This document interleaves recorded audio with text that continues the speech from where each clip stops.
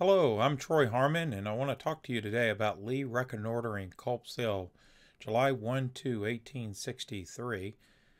Someone asked me how I got this idea. I did a tour on Samuel Johnston's reconnaissance for Robert E. Lee of the area of the Round Tops on the morning of July 2nd, 1863. This was a scouting mission Lee ordered Samuel Johnston to do in preparation for Longstreet's attack up the Emmitsburg Road, which would involve all that ground in front of the Round Tops, Devil's Den and the wheat field, the peach orchard. And we had a couple hundred people. I led them on a tour, and we followed as best as I could reconstruct Samuel Johnston's early morning July 2nd tour towards the Round Tops. And got a good response, good applause. And as the crowd was dispersing, people hung around and asked me questions. And somebody spoke up and said, "Hey, Troy, it's a shame that General Lee didn't reconnoiter Culp's Hill the way he did the area of the Round Tops. You'd have a new program." And as I was walking back to my car, I thought about that. You know, General Lee did reconnoiter Culp's Hill in a variety of ways. And so I began to look deeper into it and found more information. I have a good program here for you, I think, a number of slides. It's very educational. And we're going to look at how Lee reconnoitered Culp's Hill on July 1863. Why should it surprise that Lee reconnoitered Culp's Hill? It just makes sense. Edwin Coddington wrote a book called The Gettysburg Campaign, A Study in Command, 52 years ago. It was a seminal work. It's one of the most influential books written on the Battle of Gettysburg, certainly the most influential in the last half century. And it influenced a lot of scholars on the battle. And therein, Coddington stirred false impressions that Lee was inactive at Gettysburg, which would, raise questions about whether he would scout a place like Culp's Hill. He wrote, "Supervision was hardly the word to have used in describing Lee's activities on the afternoon and evening of July 2nd. While the battle raged, Lee sent only one message and received only one report by courier." Coddington continued, "As soon as the firing began, Lee joined A.P. Hill and Henry Heath near the seminary, which was equally accessible to James Longstreet and Richard Ewell, and stayed there, quote, nearly all the time, unquote, during the battle." For emphasis, Coddington added, now and then Lee would change his position from one stump to another. So Coddington influenced countless articles and books that would follow over a half century. And therein, subliminally, he has the message that Lee was, not very active. This would lead to articles on Lee's health problems, but the impression that Coddington gave a generation of historians was that Lee was inactive on July 2nd. And so that would naturally cause you to wonder whether he would scout Culp's Hill. Colonel Edward Porter Alexander was another important influencer in the idea that Lee was inattentive at Gettysburg. He played a big role in the pre-cannonade, or that is the cannonade that preceded Pickett's charge on July 3rd, 1863. Commanded jurisdictionally, he was given command of all Confederate artillery for Longstreet's corps temporarily for that attack. And he would publish several articles after the war. In his book, Fighting for the Confederacy, he wrote, "Scarcely any of our generals had half of what they needed to keep a constant and close supervision on the execution of important orders." So he would elaborate in his writings that Lee needed a more extensive staff to follow up, to keep closer communication, closer supervision. And so in the back of the mind of a lot of people that have looked at Gettysburg, that have read Edward Porter Alexander, is this idea that Lee was not attentive enough to things like scouting, like following up on orders.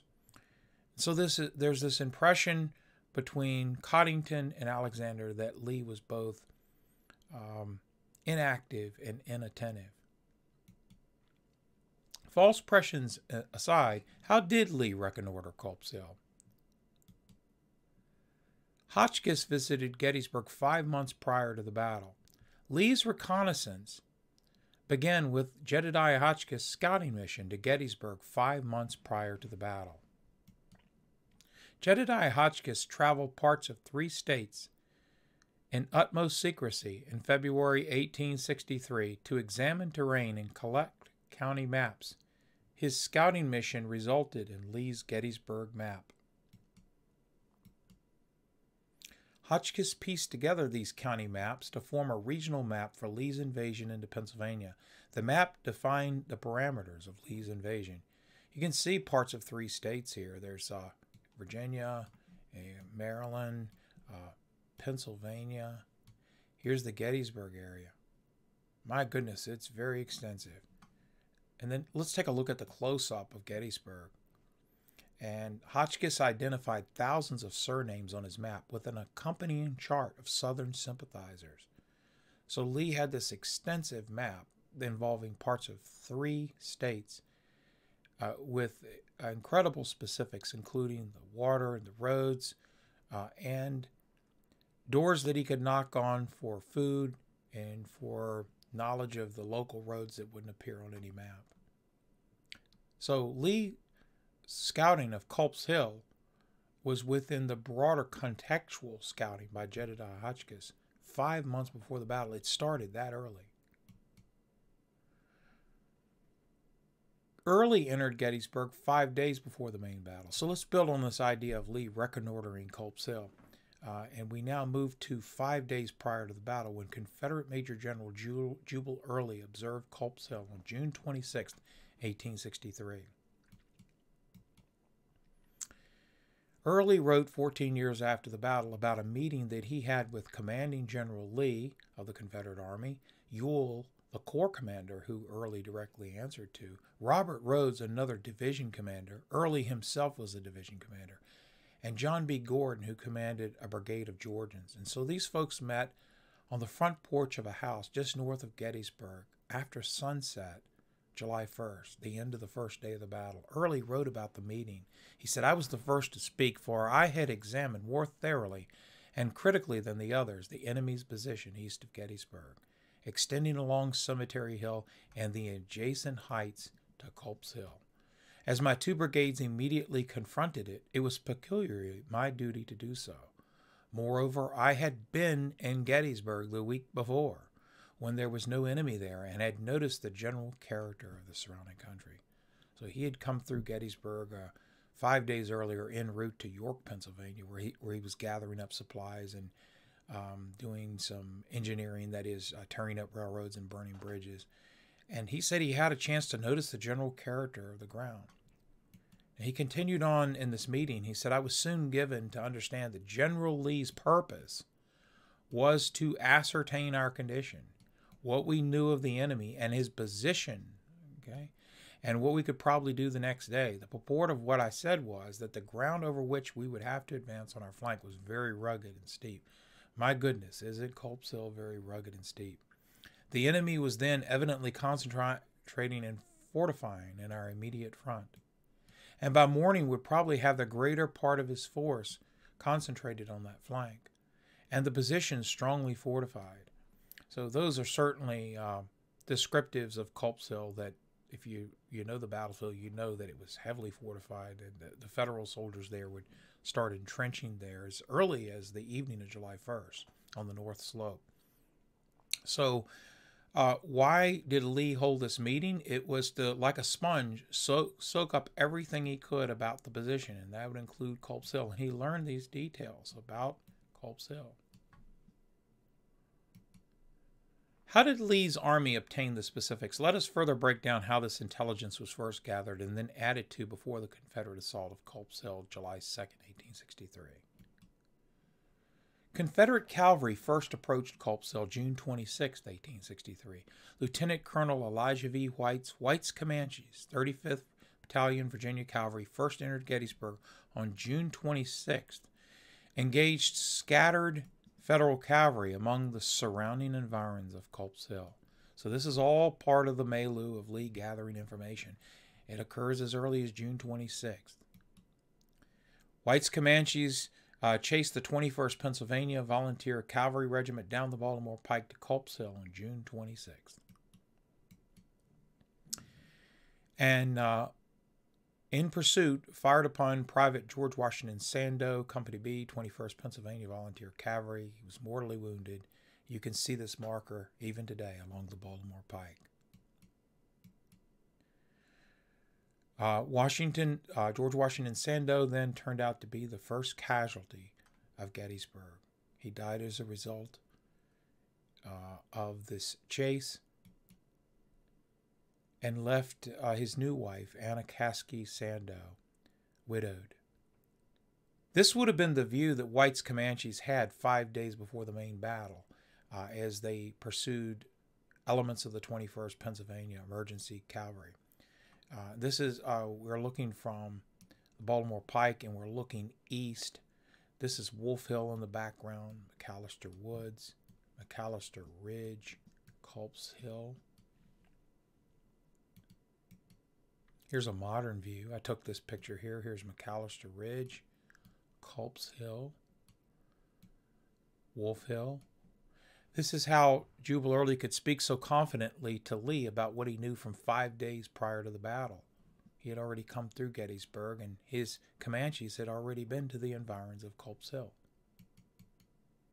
Here's a panorama. You can see the Baltimore Pike. I took this picture here. You can see the Leitner Farm. This is the view that White's Comanches had on June 26, 1863. Here's Powers Hill, where Union artillery would support the defense of Culp's Hill on the second and third day. Here's Wolf Hill in the background, Culp's Hill, McAllister Ridge. Southern scouting party was sent to Culp's Hill the evening of July 1st. A Confederate scouting party ascended Culp's Hill after dark, July 1. And so we're getting really specific now about how Lee obtained information. This is from Richard Ewell's report. And he was writing, he commanded the corps that essentially tried to attack the three sides of the apex of the Union line, the apex of the fishhook. And he said Cemetery Hill was not assailable from the town. That's because the town was in front of it. You couldn't form lines of battle in the town. I determined with Johnson's division. Johnson's division was the last of the three divisions under Ewell's corps to come to the battlefield. They marched from the area of Caledonia State Park, where that is today, on Route 30, then known as Cashtown Road or Chambersburg Pike. They ran into, it was a crushed stone road, and so as they marched along, it was a very hot, sultry day. When they got to the area of just east of Cashtown, an area called South Mountain Farm, they ran into all kinds of wagon trains, double parked all over the place. But these belonged to A.P. Hill. But General Longstreet and Hill gave Johnson the go-ahead. Johnson bypassed them and dropped into a railroad cut at a place called Seven Stars. It was an unfinished railroad cut. And bypassed all that traffic. That's what local people did to avoid paying the toll. And Johnson's men used the railroad cut to bypass the Chambersburg Pike to hurry as fast as they could, because Early wanted to use Johnson's vision to take possession of a wooded hill. That wooded hill is Culp's Hill. And it was on his left, and it commanded Cemetery Hill. By the way, folks, the reason why the Confederates attacked Culp's Hill for 2 days, those of you who know me well, you've heard this many times, the reason the Confederates attacked Culp's Hill, the reason, was they believed it made Cemetery Hill untenable. That was the key position on the battlefield. Okay, before Johnson got up, the enemy was reported moving to outflank our extreme left, and I could see what seemed to be his skirmishers in that direction. That turned out to be 27th Indiana, 2nd Massachusetts, 13th New Jersey, 3rd Wisconsin, of Thomas Ruger's brigade, Alpheus Williams' 1st Division, 12th Corps. They wore the red star on their dark blue hats, dark blue coats, light blue trousers they wore.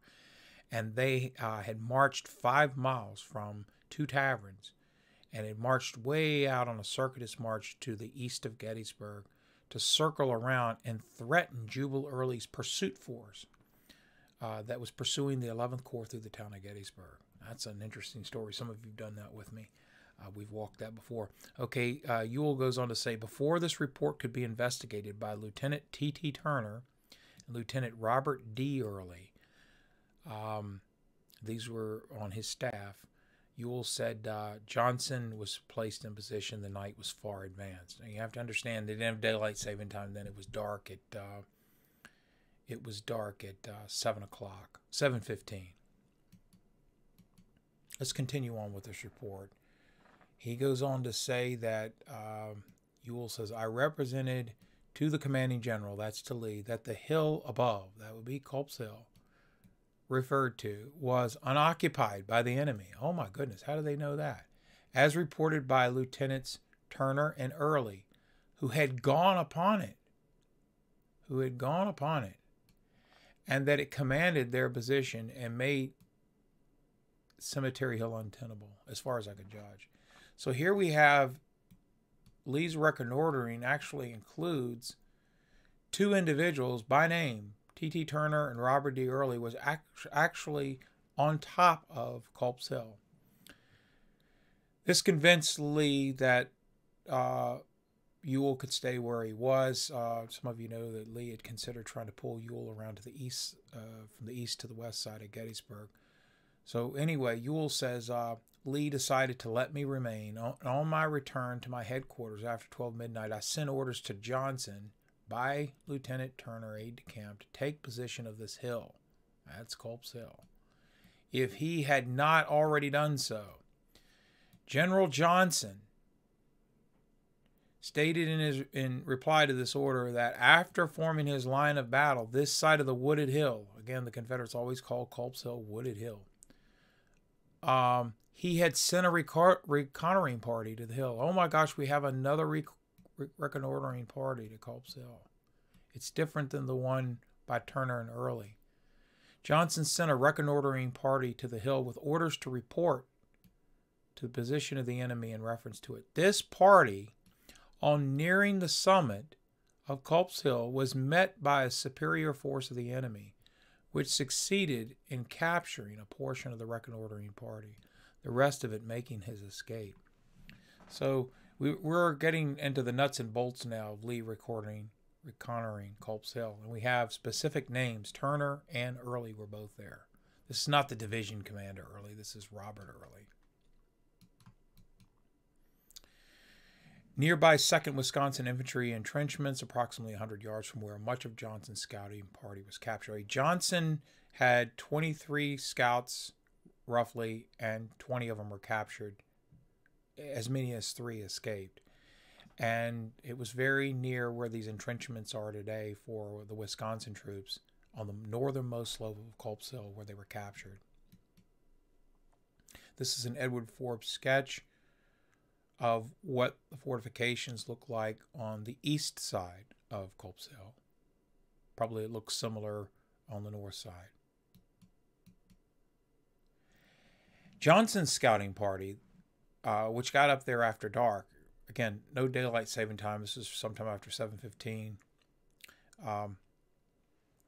They were discovered right here where the 7th Indiana Monument is today. The 7th Indiana apparently was not there when Robert D. Early and T.T. Turner were there and said that there was nobody on Culp's Hill.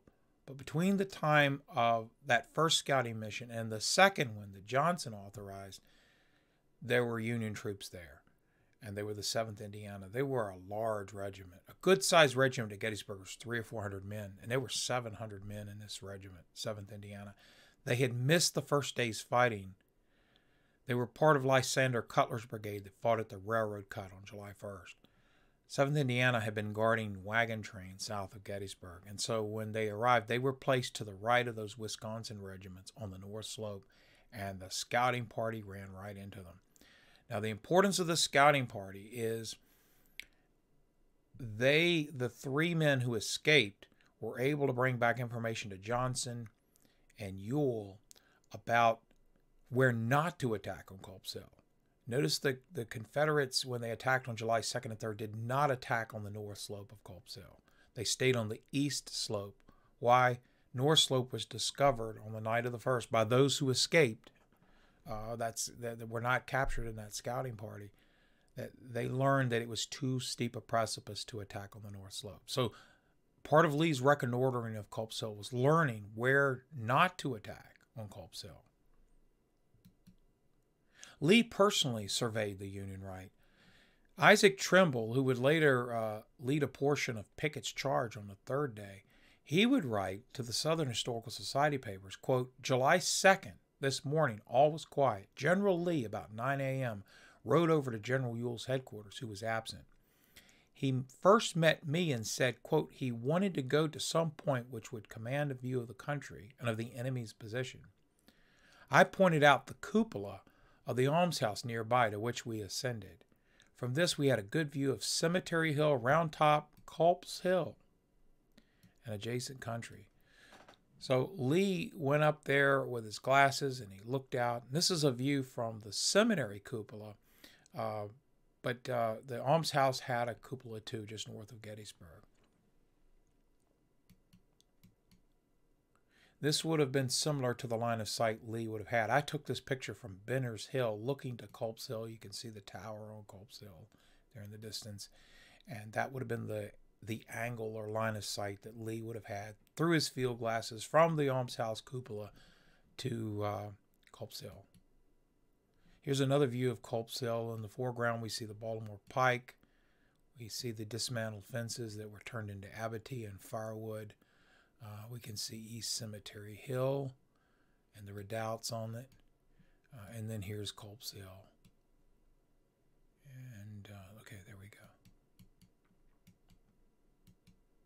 White's Commanches returned to examine Culp's Hill environs on July 2nd. After White's Commanches damaged portions of the Hanover-Gettysburg Railroad toward York between June 26 and June 28, they returned to Gettysburg to guard Ewell's left flank in July 1 and 2.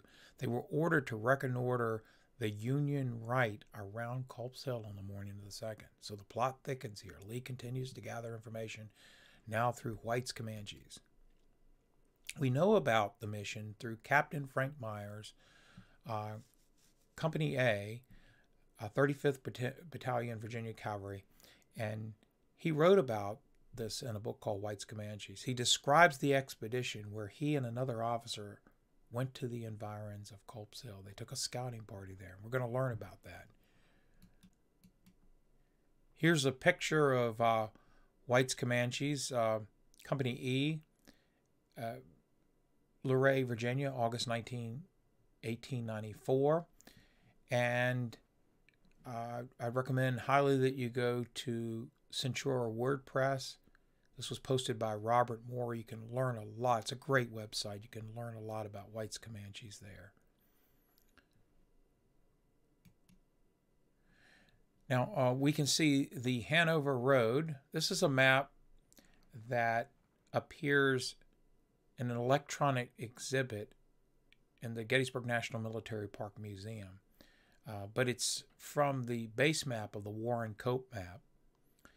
And it has troop positions that are largely drawn from John Batchelder's troop position maps in the late 1870s. And we're going to use it to show you some of the area where White's Commanches would have patrolled the Union right. First off, let me show you Wolf Hill.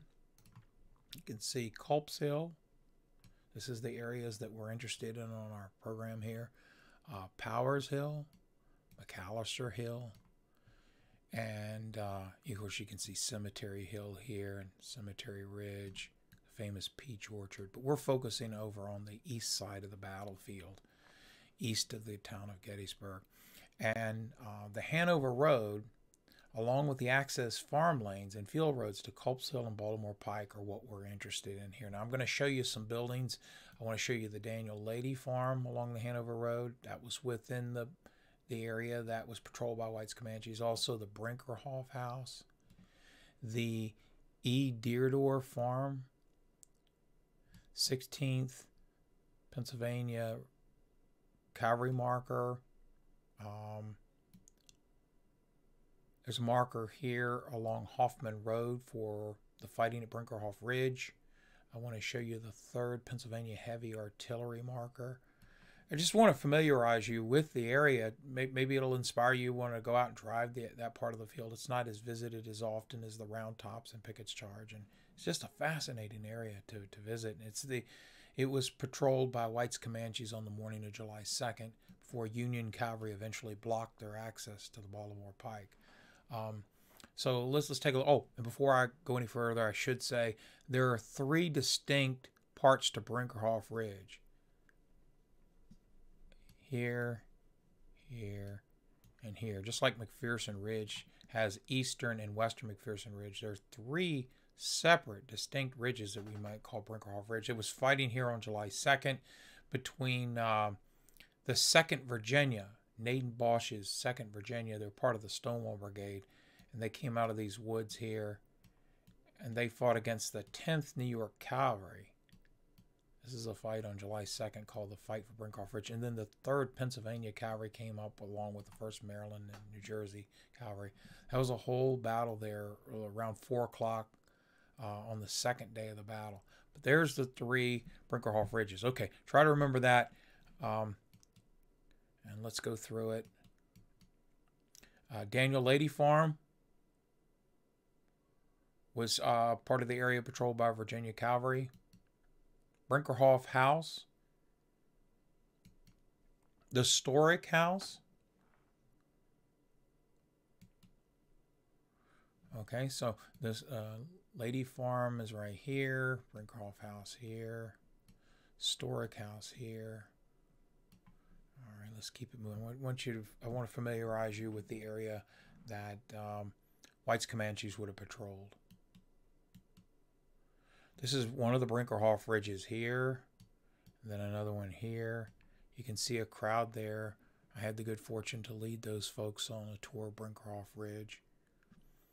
It's all within the area patrolled by the 35th Battalion Virginia Cavalry White's Comanches on the morning of July 2nd. Here's another view of that same ridge, Brinkerhoff Ridge. The crowd that you saw in the previous picture would have been here.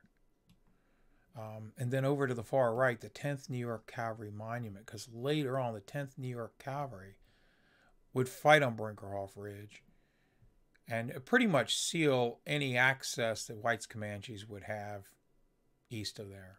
You know, they would seal them away from that. Here's the marker that you'll see there to the 10th New York Cavalry today. And then there's a plaque to the fight at Brinkerhoff Ridge, right along Hoffman Road. Please be careful if you stop to look at it. Just be really careful before you turn on to Hoffman Road off of Hanover Road to Hoffman Road, because it's kind of a busy intersection. It's easy enough to do, but just don't look at the sign first. Make the turn before and then walk over to it. And then the 3rd Heavy Artillery, Pennsylvania Heavy Artillery, they participated in the fight at Brinkerhoff Ridge later in the afternoon of July 2nd. But White's Comanches patrolled all through this area. See Gettysburg Stones and Sentinels for this photograph. They're just a wonderful source of information for monuments at Gettysburg. This is the E. Deerdorf house. I took a picture of this. The 2nd Virginia Infantry skirmished here. Naden Bosch's 2nd Virginia skirmished here on July the 2nd. White's Comanches patrolled right through this area. There's the E. Deerdorf barn right next to it, the south side. 2nd Virginia skirmished from this barn. You can see the lower part of the foundation may have some original stonework there, but the upper part is clearly modern. Here's another view of the Deerdorf barn on the north side. And Wesley Culp may have skirmished from this barn. He was killed sometime during the Battle of Gettysburg. He was originally from Gettysburg, fought with the Confederate Army. It's a very famous story. But White's Comanches patrolled all through this area on July 2nd. Maybe go out and, of course, be real respectful to everybody around you. I know you will, but just drive along the roadways and just kind of tastefully look to your right and left and soak in the beauty of these places. This is E. Deerdorf Lane. E. Deerdorf Lane, that's what's left of it, that connected the barn, E. Deerdorf barn and house, to Wolf Hill. And today it's been interrupted by Bypass 15. The 16th Pennsylvania Cavalry Monument is there, and here's E. Deerdorf Lane in the background. The barn that we looked at would be out of your view over here to the right. Route 15 runs through here and it was built in the 1960s as a bypass around Gettysburg, and it's disrupted that part of the field. So White's Comanches patrolled all through here, within earshot of all these places. This is another view of the 16th Pennsylvania Cavalry Monument. You can see the Deerdorf Lane. It would be right here, and it runs over to the barn, which would be over here. But it goes through Wolf Hill. There's Wolf Hill there, and there's Wolf Hill. We'll say more about that. All right, now let's take a look at Captain Frank Myers' account. He was the one that wrote the book on White's Comanches. He's got some really good details, and I think you're gonna enjoy this here as we travel with White's Comanches as they scout the Culp Hill area on July 2nd. As we look at the broader context of Lee scouting Culp Hill. Okay, he said at dark, troops encamped, and in the morning, the battalion, that's White's Comanches, was broken up into scouting parties for generals of the left wing. That would be Major General Edward Allegheny Johnson and Richard Ewell. The colonel sending, that would be Elijah White, White's Comanches, sending Captain Myers. Myers is the author of this book. He was in the scouting mission to Culp Hill. Captain Myers and Grubb with 6 men each to find the right flank of the Yankee army. So that was our goal. That's Culp Hill, okay, and other hills too, as we'll see. They crossed the creek and separating scouted through a rough, broken country for probably 2 hours. You're going to see some slides. My goodness, you're going to see how rough and broken that area leading to Wolf Hill was that they scouted. When they united exactly in the rear of the enemy's right wing. Okay, I want to hold there because I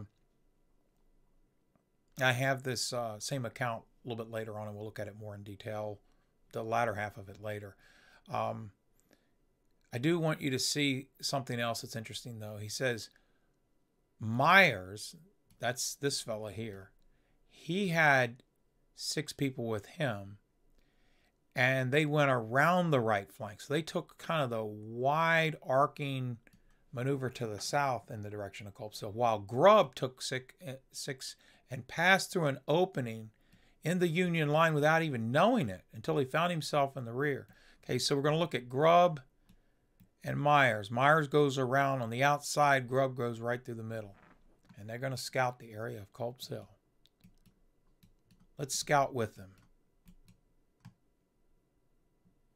White's Comanches split into 2 scouting parties of 6, taken from Captain Frank Myers' Company A and E and Captain R.B. Grubb's Company C to investigate the environs of Culp Hill.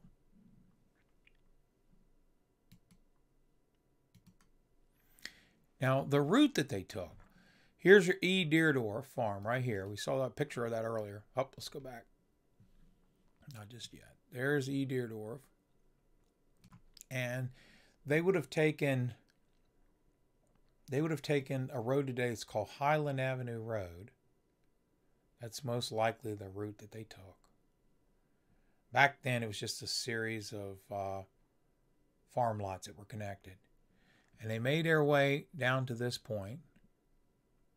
And you're going to see when we look at the account again, they said they divided up at some point. One point they might have divided where we know Myers took the outside, so he would have gone out this way if they divided here.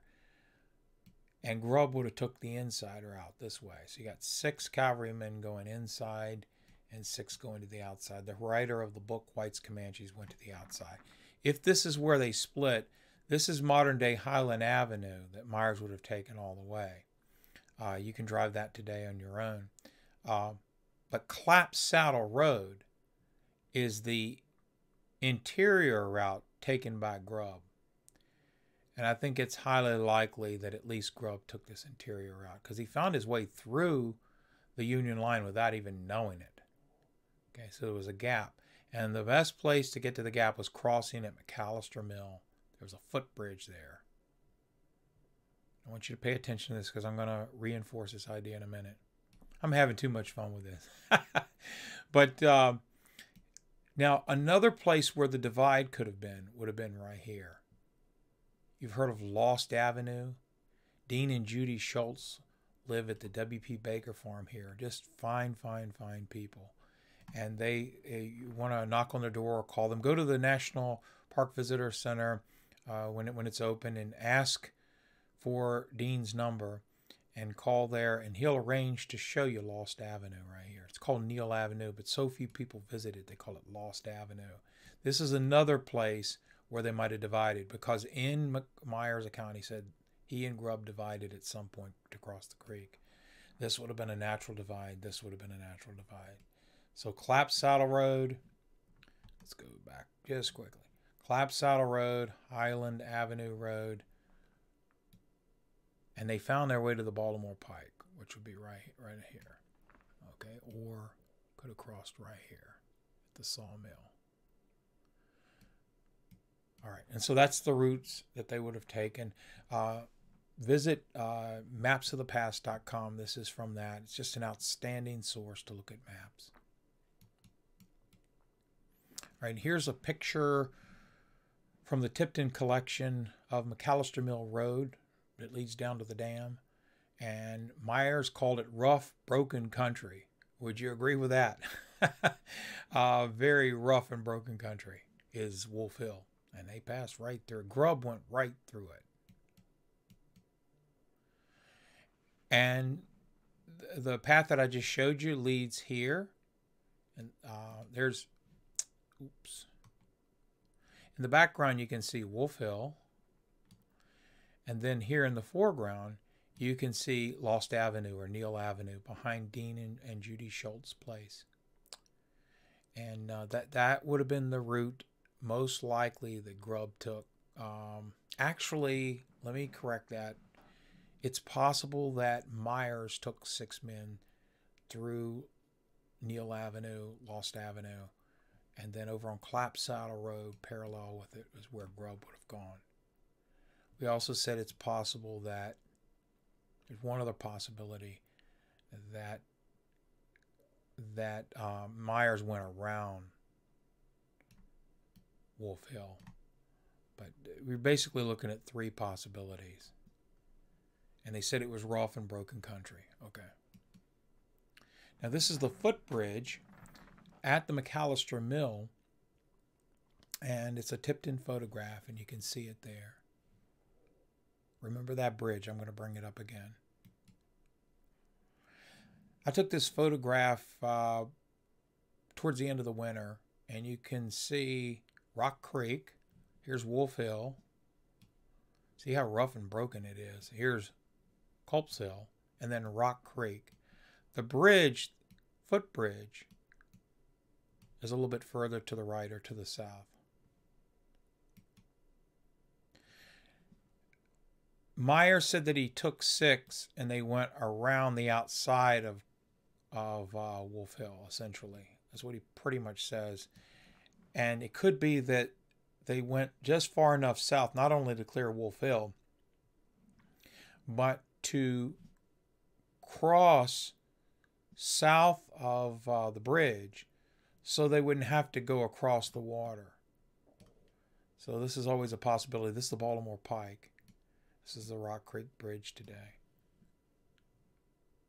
That would have been smart to go for 6 of those soldiers to take this wide circuitous march, not only to miss the rough, rocky, broken country of Wolf Hill, but it would have been smart for Myers to take that wide circuitous route to never have to cross Rock Creek. They could cross on a bridge. This is Spangler Meadow. And that's in the vicinity of where the bridge is. It's a little bit further north of the bridge. All right, let's go back to Captain Myers' account here. So he says that he and Grubb took 6 men each to find the right flank. It was rough and broken country. Sometimes redundancy is a good thing here. They ended up in the rear of the enemy's right wing, sent a courier to Colonel Elijah White of White's Commanches. They found it. Myers took the wide arcing movement. Grubb passed through an opening in the line. They united behind the Union line. And then this is where it gets really good. He said here they saw, this would be along the Baltimore Pike, they saw a long line of wagons and determined to capture some of them. But on arriving about 200 yards of the train, that's wagon trains, a cavalry force, a Union cavalry force, passed along in their rear with a line of infantry. This cavalry force was probably one or two companies of the 9th New York Cavalry, and that would have been Buford's division of cavalry. And the infantry that they ran into would have most likely belonged to John White Geary's division that had been marching from the area of the Round Tops where they had been on the evening of July 1st, back over for the first time to Culp's Hill. And so somewhere around Granite Schoolhouse Lane or somewhere south of there along the Baltimore Pike, some of those 12th Corps troops, they wore the White Star on their hats. They were 2nd Division, 12th Corps. Between some of Buford's cavalry, maybe as many as 2 companies, led to Myers saying, he said that he found themselves in an interesting situation. They decided to retire without wagons. That's subtle humor right there. Now on the way back, it says, Myers writes, it was a very peculiar business, but by passing off for Yankee scouts, which Captain Grubb could do to perfection, they got clear, taking 5 prisoners with them. This is interesting here. You know, the number one goal when you're scouting is to see without being seen. And so, like Samuel Johnston, who scouted the Round Tops, probably with civilian hats and civilian clothing, and they separated and traveled in a small group of 5 so they wouldn't stand out, you know, from a signal station like Little Round Top. In a similar way, Grubb learned how to blend in with the scenery, and apparently he was wearing clothing that passed off for Yankee scouts. Keep that in mind. That's part of intelligence gathering, is to not be conspicuous. So Captain Grubb, and then these prisoners, as we're talking about Lee reconnoitering Culp's Hill, what do you think these prisoners did for that? You could ask them questions, find out what units they belonged to, how many troops were in the area, you know, what the spacing was. Very, very important to capture people. You can gather a lot of information about Culp's Hill that way. Notice that a Union cavalry force had passed along in their rear. I already addressed that. Okay. So, but what I want you to really focus on now is they saw what? A long train of wagons. Now, this is a Jedediah Hotchkiss map. Hotchkiss, we said earlier, came up to the Gettysburg area, the greater South Central Pennsylvania area, 5 months before the battle. Gathered up a lot of courthouse maps, including the 1858 Adams County map, and pieced together this regional map for Lee's invasion. Well, he was with the vanguard of Lee's invasion when it actually occurred in June of '63. He was with Ewell's Corps, and he drew maps along the way that were very specific about troop locations as it relates to geography. And this, oh my goodness, this is a wonderful map. But in any case, you can see Wolf Hill, okay, Hanover Road, which we talked about so much earlier. You can see Culp's Hill, Upper and Lower Culp's Hill. Here's Powers Hill, McAllister Hill, and in any case, here's Johnson's division, who would attack Culp's Hill. And you can see Union cavalry over here. This is David Gregg's division. They would eventually come up and challenge and fight 2nd Virginia at Brinkerhoff Ridge. I mentioned that a little bit earlier. But before they were there,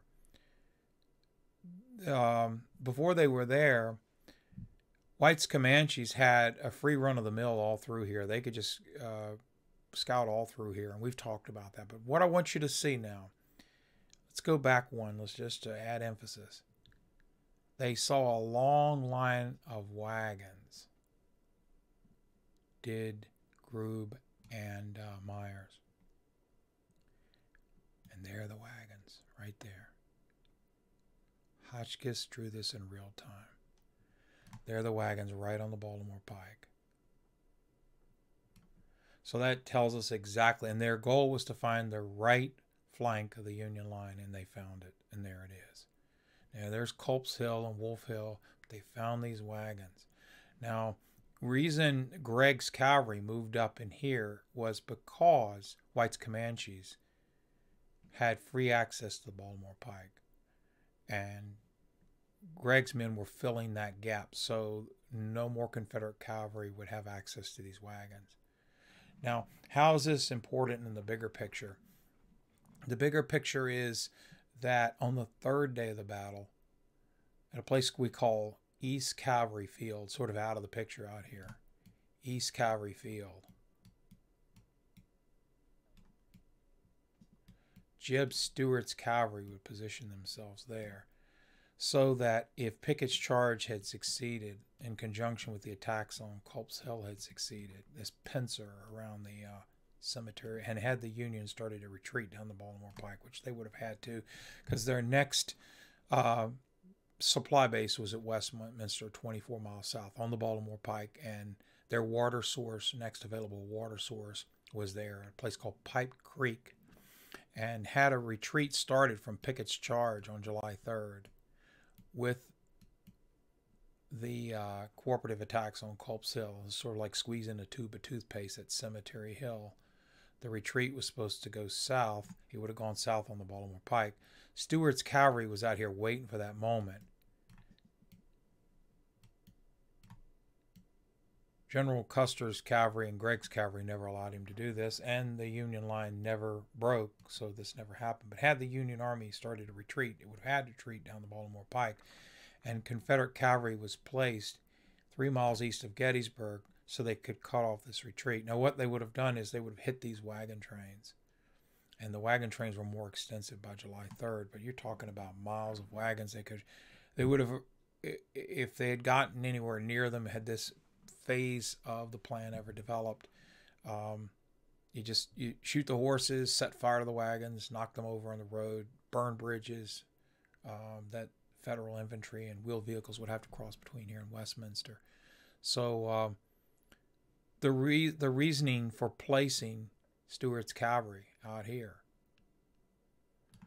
would have been knowledge of these wagon trains here. Just the threat of Confederate cavalry over those wagon trains would have made the Union nervous and drawn strength away from the points of infantry assault areas. So, and who first discovered these wagon trains? White's Commanches, right here, July 2nd, very early in the morning. Union cavalry eventually would plug this gap. And so this is a picture of ambulances at City Point, Virginia, 1863. But these are the kind of wagons that they would have seen. Also from Brandy Station from June 9th of 1863. These are a picture of 300 wagons. 300 wagons. Now, get ready for this. The Union, by late afternoon on July 2nd, would have had 3,000 ambulances alone. Not three. This is 300. Try to imagine 10 times that many. So you're talking about not 300, but 3,000 ambulances. And it's safe to say that a good portion of them were visible when Grubb's and Myers' cavalry rode down in that direction. Eventually, there would be close to 300 artillery pieces and countless ammunition wagons. Not always there in the same place at the same time, but as a base of operations along the Baltimore Pike. So, again, this is what Stuart's cavalry would be threatening on July the 3rd. Grubb found them first, and Myers found them first. Okay, this is the William Payne map. He was Meade's staff cartographer. He drew a map, not unlike Jedediah Hotchkiss for the Confederates. Payne drew a map that was evolving from 4 a.m. till 2 p.m. on July 2nd. Fascinating map. You can see Culp's Hill in the 12th Corps. You can see Union artillery coming up the Tawnytown Road, so that's at least 10:30 in the morning. We're able to determine what time based on what's on the map. The map would have been added to over those hours, so the map around 10:30 or 11 added these artillery pieces. These were Henry Hunt's artillery guns. And then the 5th Corps is shown here along Granite Schoolhouse Lane in the Baltimore Pike. And they were there sometime around between 10 and 11 a.m., maybe as early as 9:30 they started rolling into that area. So 5th Corps is shown here. This was probably drawn in around 11 a.m. This is interesting. I can't get into this tangent, but notice where the 3rd Corps is approved to be by General Meade. And that is, the 3rd Corps is, the round tops are here. Okay, you got the round tops here. And they're well out in front of the round tops. That's another subject for another time. And then penciled in is the 6th Corps. They made a 32-mile march in one day from Manchester, Maryland. And they were maneuvered off the Baltimore Pike over. They actually never made it over here. So let me go ahead and erase that here so I don't confuse you. But the 6th Corps were penciled in to, upon their arrival, some portion of the 6th Corps were to be placed on the left of the 3rd Corps and extending towards the Emmitsburg Road. Okay, and so General Meade authorized troops in the vicinity of the Emmitsburg Road on July 2nd. It's interesting, thought-provoking point. But anyway, back, here's Culp's Hill. Now, this is what I want you to see. Union Cavalry. Union Cavalry. This is the Captain William H. Payne. He's an Army engineer. This is his map for General Meade during the battle. It evolved between 4 a.m. and 2 p.m. And it shows Union Cavalry at the footbridge across Rock Creek, right at McAllister Mill. And that's the cavalry that Myers and Grube ran into, which caused them to leave and not to try to capture any wagons. So that cavalry, now why are they sitting there at that footbridge? That must have been via Clap Saddle Road, where Grube had passed through the Union line. And the cavalry, a company perhaps of the 9th New York Cavalry, maybe 2 companies, Buford's division, no more than maybe 50 or 60 men, were posted here on horseback at the footbridge. Why? To seal that gap in their line and to make sure there was no easy access again for Confederate cavalry. Fascinating that Captain Myers' account mentions cavalry and Meade's cartographer shows them there. Now, this map was distributed by Captain William Wilcox, 1st Corps, Major John Reynolds' staff. It's a colorized facsimile of the William Payne map, authorized by General Meade to be distributed to each of the Federal Corps on July 2nd. Again, notice Union cavalry at the footbridge. There they are. Absolutely fascinating. And so this one was turned into a wall print, but it was received by Wilcox of the 1st Corps. Each of the Corps commanders got a copy of the Payne map to know where their corps should be. Okay, and here's your cavalry, a line of cavalry troops drawn by William Hay. A company of Federal cavalry guarded Federal trains along the Baltimore Pike south of Rock Creek Bridge. This is an Edwin Forbes sketch done around 10 a.m. July 3rd, 1863, showing the area scouted by White's Commanches and by Lieutenant Robert Early and T.T. Turner and all the folks that we've talked about so far. You can see Powers Hill on your left. You're looking north. You can see Culp's Hill, presumably Wolf Hill in the background here. Here comes troops marching up the Baltimore Pike. Cemetery Hill, East Cemetery Hill, West Cemetery Hill. My, what a picture. Okay, and this area here, I did a program years ago called Powers Hill Grand Central Station. Maybe some of you have done that with me, and we looked at all the logistics that would have been in this area. That's what that's the vicinity, at least within about 1.5 miles to 2 miles of where Grube and Myers appeared. Johnson's skirmishers reconnoitered Culp's Hill. Finally, Lee gathered essential information from Major General Edward Allegheny Johnson's skirmish line in front of Culp's Hill, July 1 through 3, 1863. So this is the last portion of our talk on Lee reconnoitering Culp's Hill. And we're going to talk about how the information was gathered through skirmishers in front of Culp's Hill. 25th, 5th, and 2nd Virginia skirmished across Rock Creek, gathering information about strength, location, and morale of the Federal position at Culp's Hill. Union skirmishers crossed Rock Creek to engage the 25th and 5th Virginia skirmish line at the base of Benner's Hill. This is a panorama of Wolf Hill. I took this picture from Benner's Hill. You can see Wolf Hill. Try to remember it because we're going to go up there in our tour here.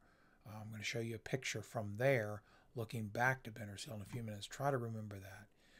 Oh, it's my favorite view in the park.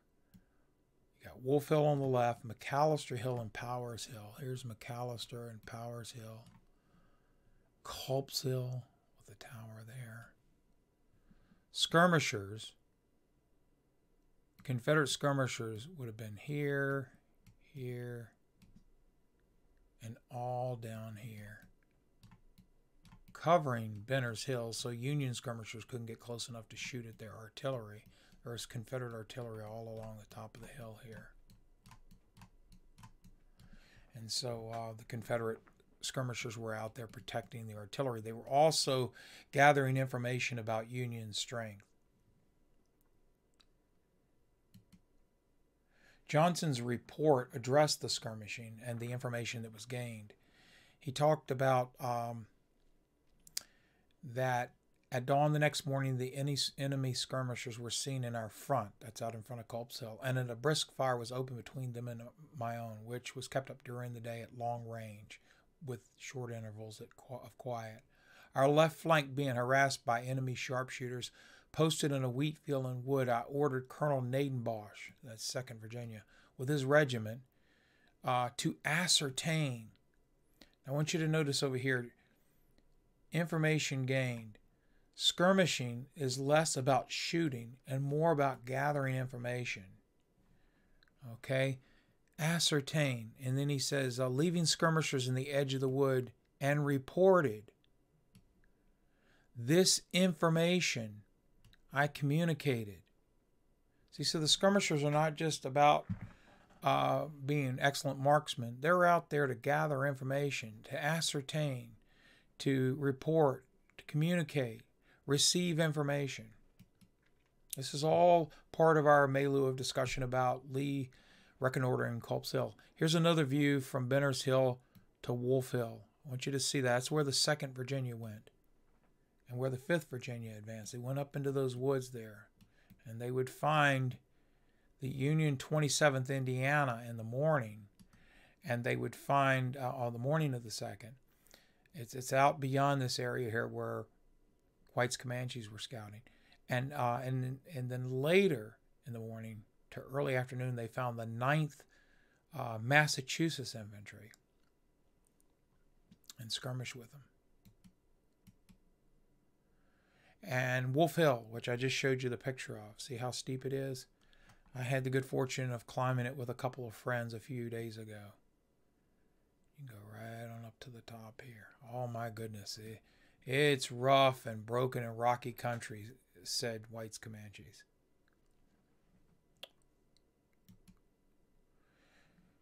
Jones, who commanded 1/4 of Johnson's division that attacked Culp's Hill, he talks about information gathering. And it's really interesting that what he says the skirmishers did.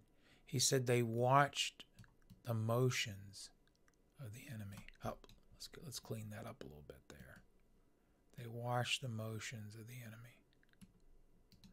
One more try. Okay. So that's just fascinating there. They were watching the motions. Again, skirmishing is not just about firing volleys. It's about watching motions. It's about ascertaining. It's about reporting. It's about gathering information. And by the way, had I not mentioned this earlier, what is the difference between information and intelligence? Information is intelligence that has been analyzed and interpreted by an expert. So it becomes then intelligence that can be used to help you achieve your objectives. There's a lot of information that's gathered that's deemed useless. But to someone that knows what they're looking at, they can identify what's important, what's useful. So all this information is being gathered up for the commanders that are serving under Robert E. Lee on the skirmish line. Maryland Stewart's report of the skirmishing. George Stewart commanded Marylanders, North Carolinians, and Virginians. They would attack a portion of lower Culp's Hill. But again, he talks about our pickets. These are skirmishers. He talks about the 23rd Virginia skirmishing. The 25th Virginia was skirmishing as well in front of Culp's Hill. The enemy skirmishers fell back rapidly as we advanced through the fields and across Rock Creek. Okay, again, references to skirmishers. These are information gatherers. That's the point. It's all part of Lee reconnoitering Culp's Hill. Now, why 300 yards? Why the skirmishers 300 yards? Our pickets, which had been stationed 300 yards in our front. Why are skirmishers 300 yards out in front of the main line? It's because they are a tripwire. They're sort of like a 19th century smoke alarm system. They give you advance notice when someone's about to attack. When you hear your skirmish line firing heavily, it means someone of a large force is approaching you. It gives you time to get ready. It also has to do with morale and so forth, but we'll avoid that, or we'll pass by that now. Okay, Colonel Nadenbosch of the 2nd Virginia Infantry, he talks about taking prisoners.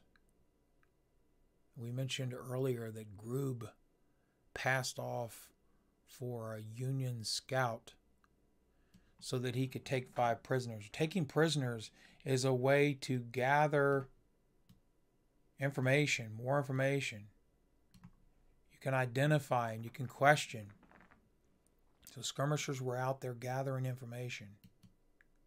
Colonel Funk of the 5th Virginia, who was scouting out in the direction of Wolf Hill, he talks about we were aroused early by our skirmish firing. And he talks about they moved in the direction of Wolf Hill, which was sometimes called Red Hill. And I took this picture a few days ago. This is from Wolf Hill. My goodness, is it not rough and rocky and broken country, like Captain Myers said. You can see as you look from the top of Wolf Hill, you can see, let's go back, we'll look at this in just a minute. You can see Benner's Hill. I took a picture from there looking up to Wolf Hill, and you can see vice versa. 5th Virginia advanced with to skirmish with the 9th Massachusetts on picket duty. This is the rough ground the 2nd Virginia Infantry skirmishers pushed through on the morning of July 2nd, during the night of July 1st, to fill the vacuum between them and the 27th Indiana, to ascertain Federal strength, location, and morale around Culp's Hill. This is a view from atop the tallest precipice of Wolf Hill. It's over 600 feet above sea level. It's as tall as Big Round Top. But you can look and see the Park Visitor Center. And out here in the distance, Ski Liberty. Oh, what a great view. And there's the South Mountain in the background that brought the Confederate Army to Gettysburg. And this is the same ground, different angle. You can see the Round Tops. They're right in this area here. Looking from Wolf Hill, we're looking west. Let's go back again. I've mentioned the word strength, location, morale. Let me clarify what that means. Skirmishers are determining 3 things: of their enemy. Strength, location, and morale. Strength is skirmish lines allow you to do quick math. If you're out on the skirmish line and your opponent opposes you with 300 skirmishers in no man's land, skirmish force is 1/10 of the main force. So if you see 300 skirmishers, you report that back to the chain of command that there must be 3,000 troops that are defending the area. See, that's how you determine strength on your skirmish line. You just do a quick math. Location. Skirmishers are always in front of the line they're protecting, so you can determine where you need to attack exactly. Skirmishers also help determine morale of your enemy. If your morale is moving around and shifting, it looks like they're not settled, then that might be the time to attack. If they look like they're entrenching, that's not the time to attack. So this is information gathering. It's all part of Lee reconnoitering Culp's Hill through his skirmishers. Meade's addendum report. Commanding General Meade on the Union side. This is his report of the 25th of February, 1864. He wrote to Henry Halleck, Chief of Staff, requesting that Thomas Ruger's report be added. Ruger turned in his report late. It's related to the 12th Corps, but this is fascinating. Herein, Meade credited the timing of Confederate General Johnson's July 2nd attack against Culp's Hill with perceiving the withdrawal of our troops. You talk about information gathering. Look, the Union was doing it too. Meade wrote, "The enemy, perceiving the withdrawal of our troops, advanced and attacked General Greene at Culp's Hill." Now, how is that? How did they? All right, specifically, that was 300 skirmishers belonging to the 28th Pennsylvania withdrew across Rock Creek while Longstreet was making the main attack at the Peach Orchard, the Wheat Field, the Devil's Den, and then down towards the Round Tops. Johnson's division facing Culp's Hill had been told to look for Union troops leaving their front to go help to stop the main Confederate attack on the other end of the fishhook in front of the Round Tops. And they were looking for an opportunity. Well, suddenly 3 of the Confederate skirmish line, the 25th Virginia, noticed suddenly 300 Union skirmishers just withdraw across Rock Creek and back to Culp's Hill. That sounded the alarm bells for Johnson that this is your opportunity. At least 300 skirmishers left, which meant 3,000 Union skirmishers. 3,000 Union infantry must be evacuating, presumably to go help Sickles on the left. So Meade credits the timing of Johnson's attack with the withdrawal of the 28th Virginia. Union skirmishers at the base of Culp's Hill served as an early warning signal the main attack was approaching. Okay, we're winding down now. Last couple slides here. Why did Lee assault Culp's Hill? Attacking Culp's Hill threatened the primary tactical objective of Cemetery Hill from the east, even as the main Confederate attacks up the Emmitsburg Road pressured it from the west, towards a pincer at the bend in the fishhook, Cemetery Hill. Lee intended critical mass from 2 directions upon Cemetery Hill to force a Federal retreat south along the Baltimore Pike. Attacking Culp's Hill also offered the equal advantage of fighting in the woods, an advantage for both armies towards sustained action. Clausewitz spoke to this in his Principles of War, but we must not overlook the fact that a forest may hide the enemy. If we conceal ourselves in it, this disadvantage affects both sides. Here, the greater point is that Culp's Hill, though it was very wooded, rocky, rough terrain, and all the above, it was also a great equalizer. If you're attacking across an open field like Pickett's troops, at least at some point it was open and exposed, there's nowhere to hide. Maybe your line of battle can withstand direct fire for 15 or 20 minutes, and then you have to fall back. The opposite is true as when you're attacking a wooded hill like Culp's Hill. The timber along with the rocks, endless places to hide. That's why the Confederates were able to stay there for 2 days without having to retreat. And all of this would have been discovered by Lee reconnoitering Culp's Hill. Plus, the forest always helps a smaller force. Why? If you're outnumbered 4-1, um, and your opponent is producing 4 times the volume of fire that you are, the timber is going to absorb the difference and make the fighting localized to 1-to-1. You can't maximize your firepower if 3/4 of it is absorbed by the timber. Artillery is very difficult to fire in timber as well. You're very limited with a wooded temperate area.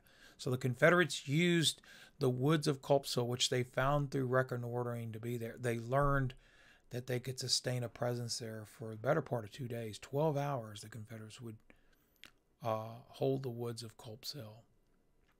Pickett's charge only lasted 45 minutes. Devil's Den, maybe 45 minutes. Little Round Top, 2.5 hours. But the Confederates were able to stay 12 plus hours at Culp's Hill because of the woods and the rocks that they could conceal behind. That was all learned through information gathering by Lee. Summary conclusion. General Lee did indeed scout Culp's Hill proper and the greater Union right flank. His information gathering began 5 months earlier when Jedediah Hotchkiss first visited Gettysburg in utmost secrecy, leading to an extensive regional map of roads, rivers, and inhabitants that Lee relied on during the campaign. General Jubal Early and White's Commanches added to this knowledge on June 26 when Confederates first entered the town during the operational phase. Early directly shared this information with Lee on the evening of July 1st, and Lee rode to Almshouse Cupola after 9 a.m. on July 2nd to examine Culp's Hill for himself. On July 2nd, Lee fine-tuned his reconnoitering to specific places, such as Little Round Top and Culp's Hill. Similar to Samuel Johnston's July 2nd morning reconnaissance along the Union left to Little Round Top, a committee of lesser-known characters did the same from the evening of July 1st to morning of July 2nd on and around Culp's Hill. This committee included lesser-known characters of the battle, such as Lieutenant T.T. Turner, and Lieutenant Robert D. Early of Ewell's staff, who conducted a twilight expedition to the summit of Culp's Hill on July 1st. In addition, Johnson sent a scouting party of 20 plus, of which most were captured. The 2 or 3 escapees captured a Union staff officer on their return trip who carried papers announcing the 5th Corps rested on Ewell's flank 4 miles east of Gettysburg. T.T. Turner relayed this information to Ewell. Altogether, the foot reconnaissance determined that Lee would not attack Culp's Hill on July 1st, and it informed the location of unassailable approaches to Culp's Hill that Johnston's division avoided in their July 2nd assault. Lastly, it revealed the Union 5th Corps to be resting on Ewell's flank, and by reason, Jeb Stuart's cavalry absent from the Army's left flank, requiring White's Commanches to become involved there again. Thus, the committee of lesser-known characters, including Elijah White's 35th Battalion Virginia Cavalry, whose 2 parties of 6, led by Captain Myers and Captain Grubb, reconnoitered the greater Culp's Hill area on the morning of July 2nd. They rode along parallel field roads and farm lanes through and around Wolf Hill, uniting behind Union lines within view of Federal wagon trains. White's Comanches cavalry planned to seize some of the wagons when Union cavalry suddenly appeared, prompting a fast, empty-handed escape. Their reconnaissance shaped where Stuart's cavalry positioned on July 3rd to threaten the Baltimore Pike during Pickett's charge. Union cavalry in reverse filled these same roads and farm lanes, securing their wagon trains on July 2nd and 3rd. Finally, the committee of lesser-known characters included the 25th, 5th, and 2nd Virginia Skirmishers, who performed the basic skirmish functions of determining Union strength, morale, and location.